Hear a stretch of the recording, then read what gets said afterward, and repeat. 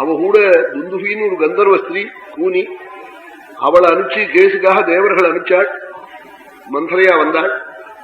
அவளுக்கு ராமனை காட்டுக்கு அனுப்பிச்சதுக்கு அப்புறம் அவளுக்கு கூட வருத்தமா, நான் என்னத்துக்கு இந்த கேஸை போய் வக்காலத்து வாங்கினேன்னு வருத்தப்பட்டாளா. அதனால கைகேயி சந்தோஷப்பட்டாள், நம்ம இஷ்டப்படி ராமன் காட்டுக்கு வரப்பட்டான்னு. சீதை சந்தோஷப்பட்டாலும் ஆத்துக்காரரோட கூட போறோம்னு. அம்மா நான் காட்டுக்கு போயிட்டு வரேன்னு கௌசல்ய போய் நமஸ்கரிச்சாள்.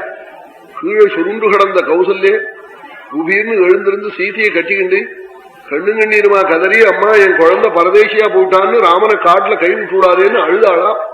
சத்வயாவமந்தம்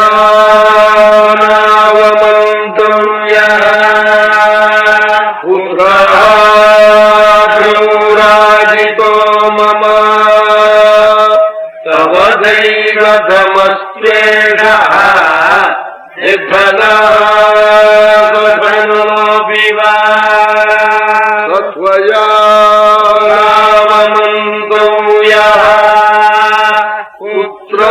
புத்ரப்ரௌராஜிதோ மம தவ தெய்வதமஸ்வேஷா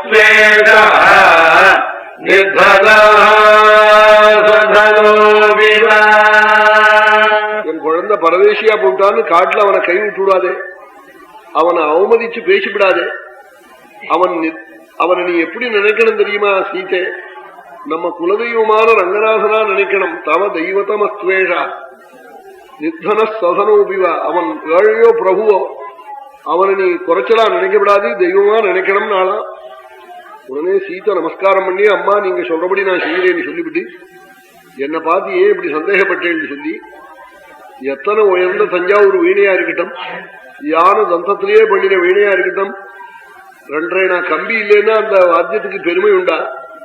உயர்ந்த கார் 60,000 ரூபாய் வரக்கூடிய கார், ஒரு டயர் இல்லைன்னா ஓடுமா? பர்த்தா இல்லைன்னா அப்புறம் எத்தனை இவள் பெருமை இருந்தா என்ன?